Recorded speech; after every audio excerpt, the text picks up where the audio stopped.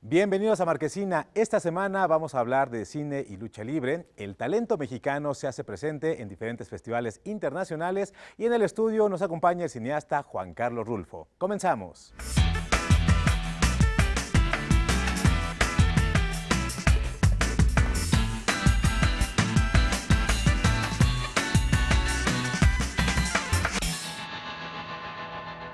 Vamos a iniciar este programa hablando de la película En el Camino, que inició su recorrido en 2025 en el Festival Internacional de Cine de Venecia, donde fue galardonada como mejor película en la categoría Horizonte. Además, fue acreedora al Queer Lion. Ya está en cartelera y nosotros tuvimos la oportunidad de platicar con el director David Pablos. Me caes bien, pinche veneno. El amor puede florecer en los rincones más improbables. Esa es la historia que nos presenta En el Camino, una película que retrata la relación de un trailero con un joven fugitivo. Durante el baile de los 41 pensaba, y lo hablaba con mi equipo muchísimo, es impresionante cuántos paralelos hay con el presente, cómo hay cosas que no han cambiado del todo. Y de alguna manera esta película muestra eso. Es un contexto muy distinto, pero la clandestinidad sigue siendo un eje importante en espacios en donde todavía no es seguro o en donde es riesgoso ser una persona que pertenezca a la comunidad LGBT. Veneno deambula entre cachimbas, pequeños restaurantes o tiendas al pie de la carretera que son frecuentados por traileros. Salta de camión en camión, dando placer a los fugaces visitantes hasta que encuentra a Muñeco. Juntos emprenden un viaje por el norte del país. Los traileros nunca nos paramos porque es bien peligroso. Pero me dio una corazonada. Ojo, la diversidad está presente en todos lados. En este caso es el mundo trailero, pero cualquier contexto hipermasculino, machista, existe en la homosexualidad también. Es innegable. Una cosa es que no se hable o no se quiera voltear a ver, pero la diversidad está en todos lados. ¿En qué pruebas te metiste, cabrón? La producción y el elenco de la película buscaron a través de la ficción hacer un retrato fiel del mundo de los traileros, hombres que llevan una vida errante y que se someten a extenuantes jornadas laborales que los pueden llevar a pasar varios días sin dormir.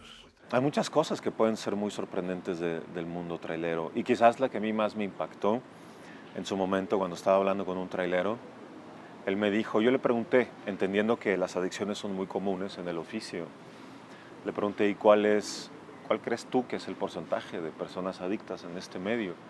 Y él me dijo una respuesta que me sorprendió muchísimo, y es el 99% somos adictos, se incluyó. El retrato es impecable.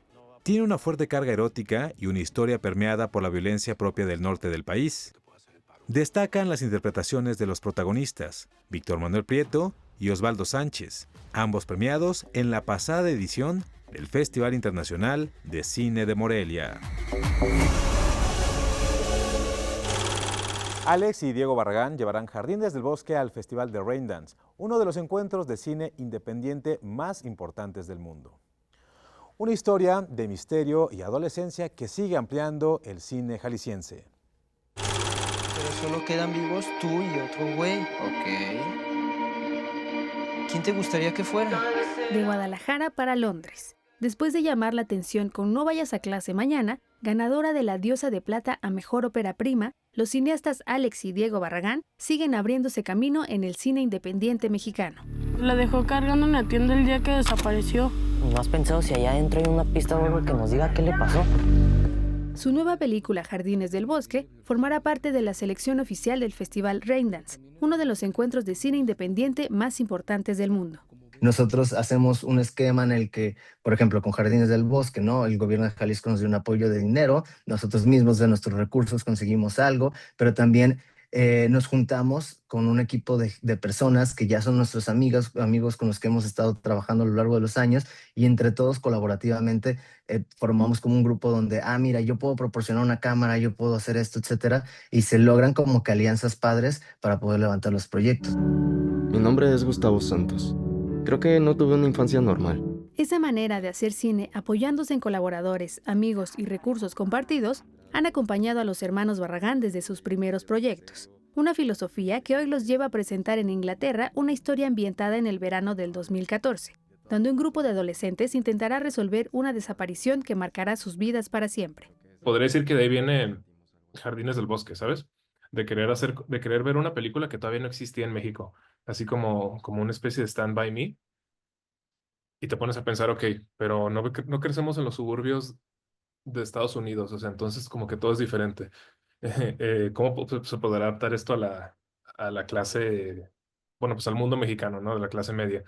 Y luego te pones a pensar, chale, aquí no necesitamos un monstruo no necesitamos Pennywise o algo así, ¿sabes? Como si quisiéramos ir por la onda de It. Creo que el México ya es suficientemente aterrador. Con una trayectoria que ya suma reconocimientos nacionales y presencia en festivales internacionales, los cineastas jaliscienses están a punto de estrenar su primer largometraje codirigido en uno de los escenarios más importantes para el cine independiente. Y quizá por eso resulta inevitable volver la mirada al año en que ocurre esta historia.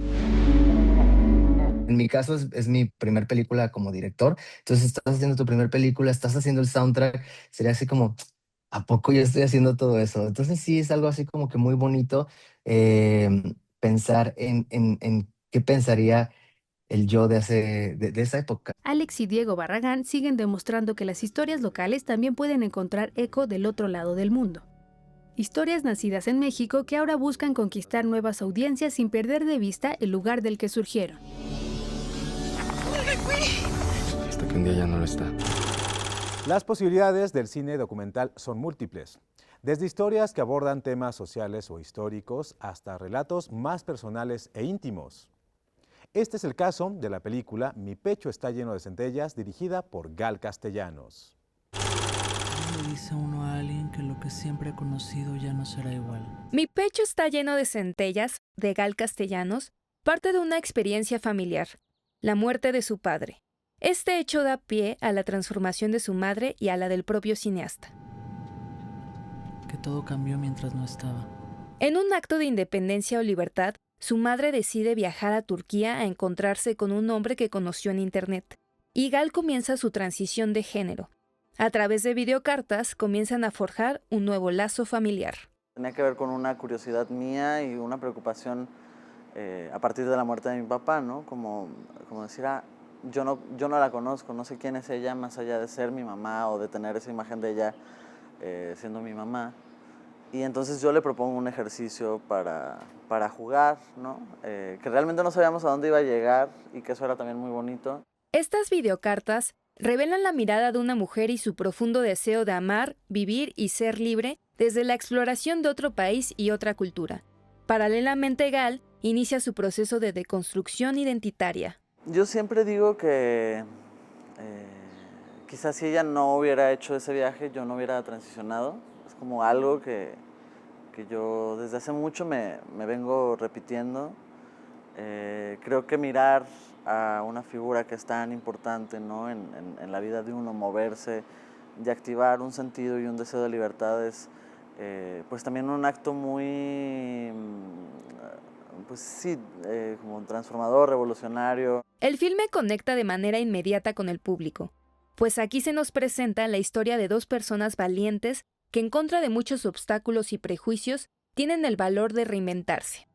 Es súper importante podernos mirar desde un lugar deseante y de libertades y yo creo o espero que la peli pueda lograr eso, ¿no? Que la gente desee encontrar su propio espacio en el mundo. Mi pecho está lleno de centellas recibe su nombre de una anécdota que le sucedió al director. Se sometió a una doble mastectomía y tenía que untarse una crema llamada centellas. Claro que el documental aborda temas mucho más profundos del ser humano, como el poder de cambiar, la libertad, el amor y el cuerpo. Mi pecho está lleno de centellas es una película que ha conectado con el público en todas las proyecciones en las que se ha presentado. Nosotros regresamos en un instante.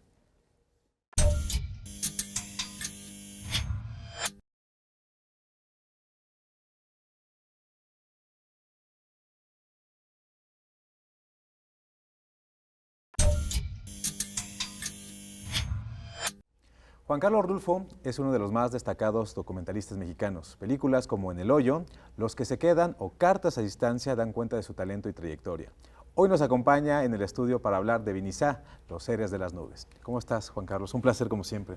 Pues gracias por la presentación, gracias por el espacio.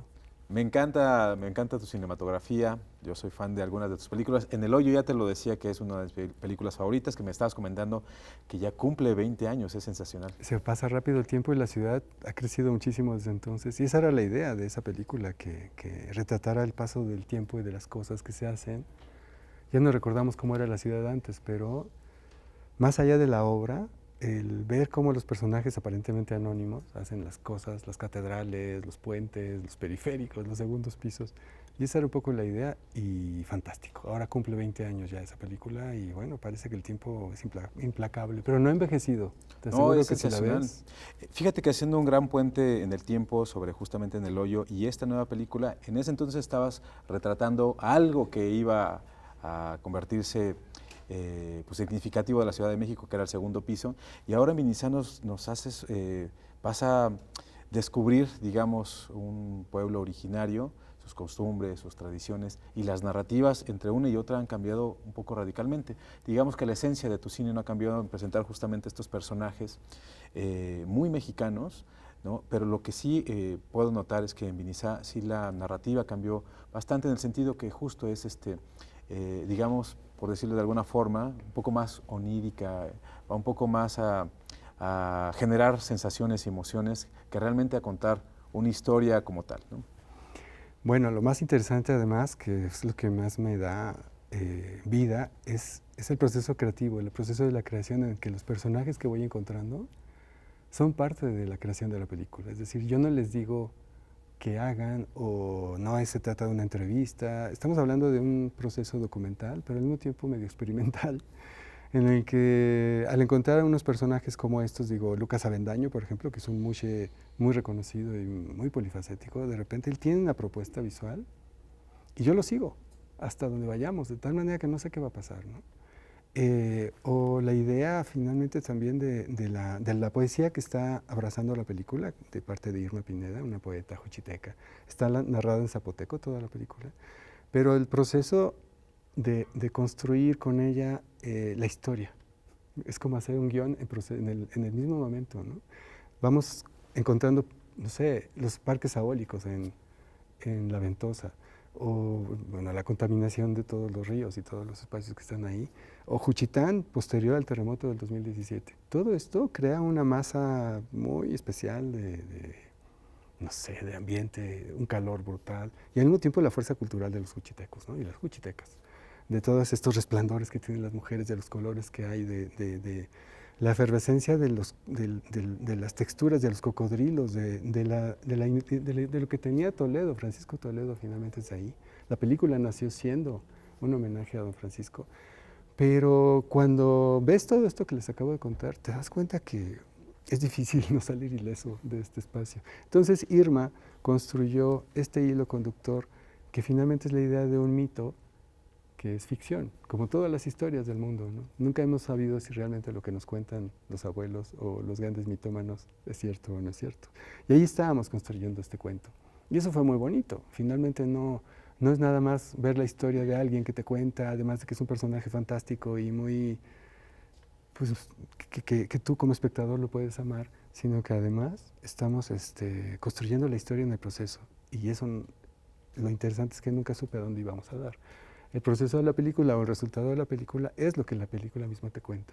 Todos los seres que llegan aquí cayeron de las nubes, están tratando de encontrar cómo vivir en este planeta, y la ceiba y el lagarto se preguntan, ¿estaremos haciendo bien en dejarlos vivir en este planeta viendo lo que está pasando? Porque es una película finalmente también de homenaje al medio ambiente, de respeto al medio ambiente, de ver cómo estamos abrazando esta tierra y pareciera que no sabemos qué hacer con ella, ¿no?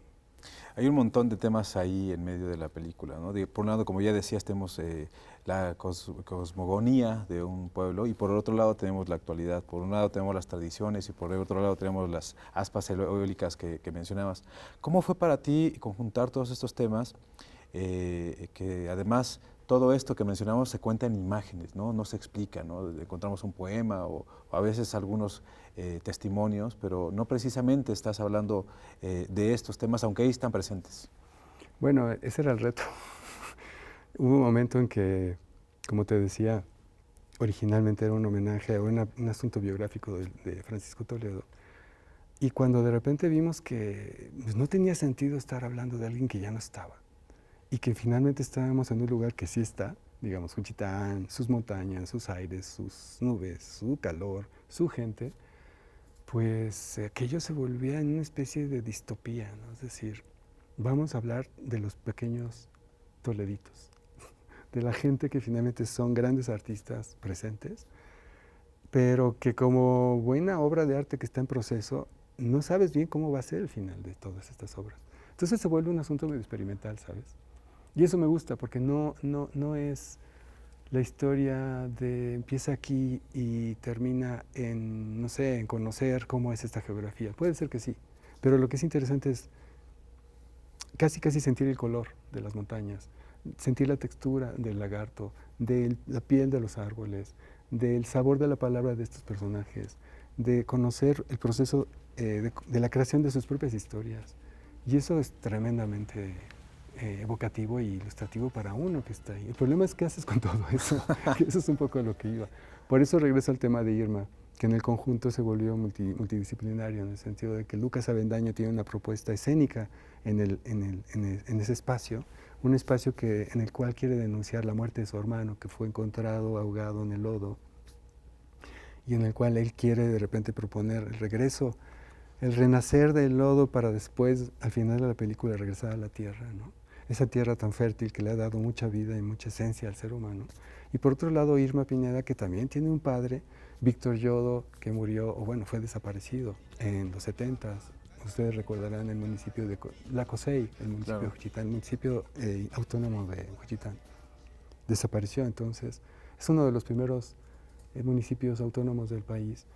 Y su padre, de repente, como dice Irma, ya no estaba, de repente ya no llegó, de repente me quedo muda y comienzo a entender el mundo a través de la poesía y empiezo a escribir y empiezo a hablar de su mundo.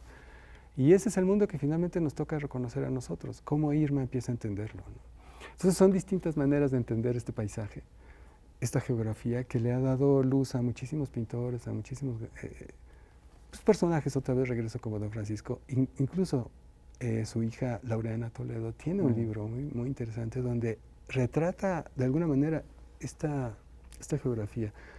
Básicamente son bolsas de plástico embarradas en huizaches, parques eólicos que inundan la ventosa, contaminación brutal en una zona de exclusión que está a un lado del transísmico. Es decir, ¿qué está pasando, no?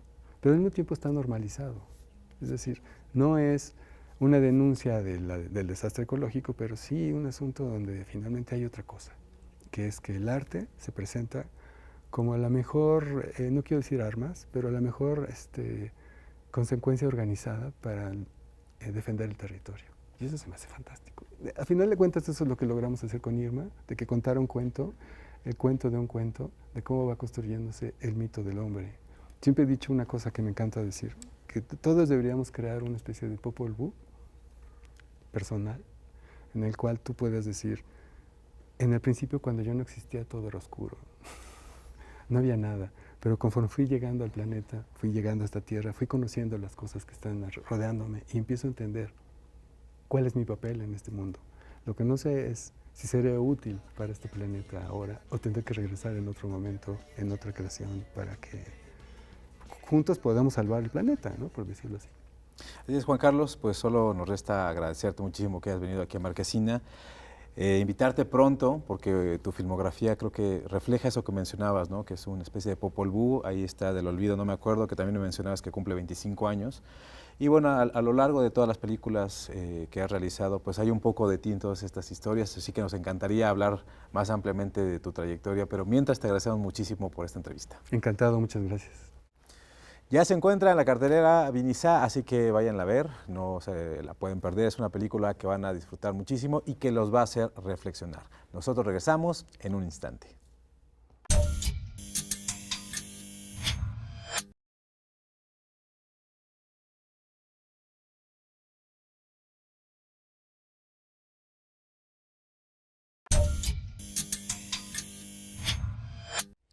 Ya estamos de regreso y como cada semana le damos la bienvenida a Kenia de la Cruz, que nos viene a hablar de lo más destacado del séptimo arte. ¿Cómo estás, Kenia? Muy bien, gracias. Pues en esta temporada llenos de fútbol, que la verdad yo desconozco un poquito, pero lo que sí me gusta es Club de Cuervos y tengo muchas ganas de volver a verla. Yo sí me he echado muchos partidos, pero bueno, sí se ha detenido un poco la industria. Pero cuéntanos qué nos tienes preparado. Esta semana hay juguetes que vuelven a la pantalla, genios de la música que toman el Auditorio Nacional, historias mexicanas que merecen ser descubiertas y leyendas del cine que recibirán un merecido reconocimiento. Así que acompáñenme porque hay mucho que ver en este nuevo plano secuencia. ¡Al infinito y más allá! Antes de que Pixar nos rompiera el corazón con juguetes abandonados, viajes emocionales y robots enamorados, todo empezó con un vaquero y un guardián espacial. La primera película de Toy Story se presentará en el Centro Cultural Futurama este 28 de junio, a propósito del próximo estreno de la nueva entrega. Toy Story se convirtió en el primer largometraje animado completamente por computadora y cambió para siempre la historia de la animación, porque algunas aventuras nunca dejan de sorprendernos. Or this. Yes. Hay películas donde la música acompaña la historia y en otras se convierte en la protagonista. La Orquesta Sinfónica de Minería presentará en el Auditorio Nacional un cineconcierto. Musicalizarán en vivo la película Amadeus, cinta que retrata la rivalidad entre Mozart y Salieri. El filme ganó 8 premios Oscar y se proyectará el próximo 3 de octubre.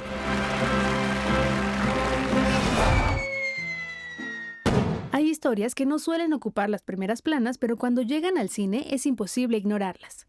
El Centro Cultural José Martí presentará gratuitamente Nudo Mixteco, la película de Ángeles Cruz que conquistó festivales dentro y fuera de México. Este es un retrato coral que entrelaza 3 relatos sobre mujeres en la Mixteca oaxaqueña. La proyección será el próximo 30 de junio.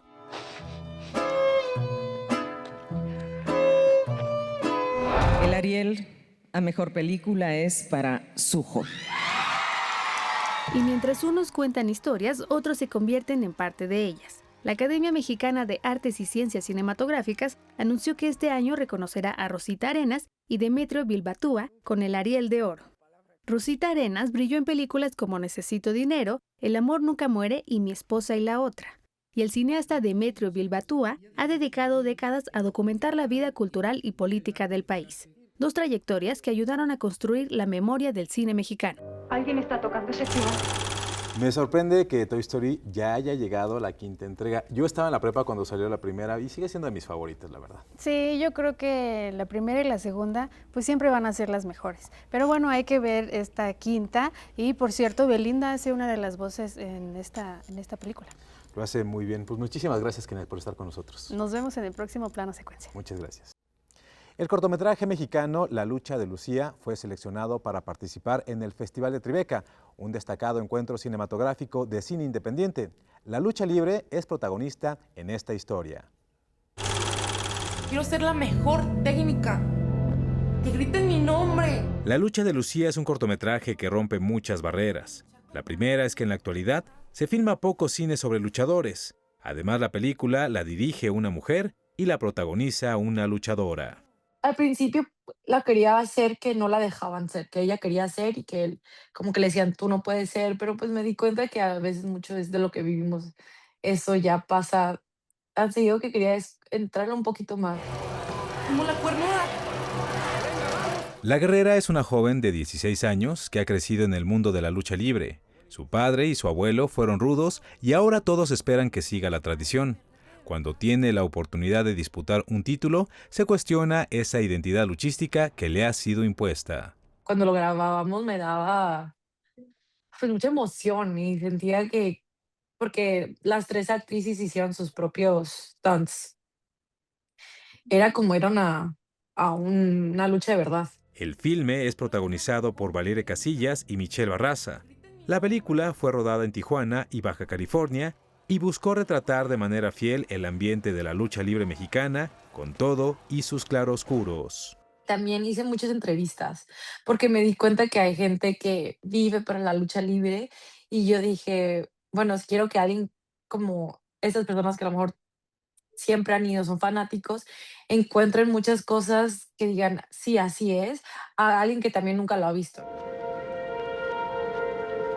La lucha de Lucía se estrenó en el Festival Internacional de Cine de Tribeca en la sección Competitive Edge, generando una gran reacción del público.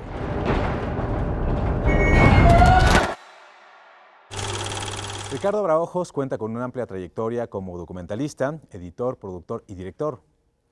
Ahora posiciona al cine veracruzano en la pantalla grande con su ópera prima, El Inicio. Guardé lo más profundo de mí para que no me lastimara. El Inicio, dirigida por Ricardo Braojos, sigue a Pilar, una mujer que tras abandonar a su marido busca refugio en su casa de la infancia.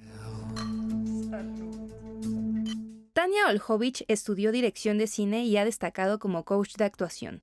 Este es su primer papel protagónico en cine. Pilar, que así se llama mi personaje,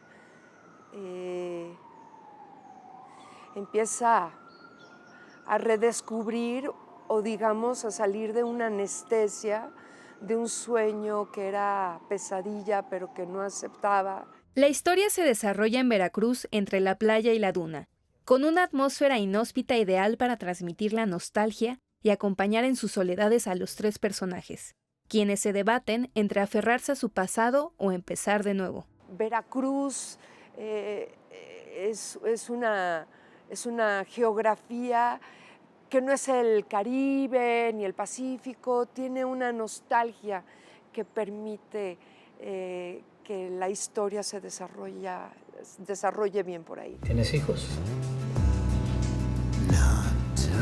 Este largometraje tiene una narrativa poco convencional y también destaca la estética de la película. Esteban de Yaca se encargó de realizar la fotografía en blanco y negro. El tono y el género y el estilo del Inicio es de un cine que ya no existe en el cine mexicano. Ya no lo hay. Estamos hablando de ti. El filme ya se encuentra en cartelera en cinetecas y el circuito cultural. Nosotros con esto nos despedimos, pero antes de hacerlo, recuerden seguirnos en nuestras redes sociales y que pueden ver el programa completo en YouTube en la cuenta oficial de Canal 22. Yo soy Julio López y esto fue Marquesina.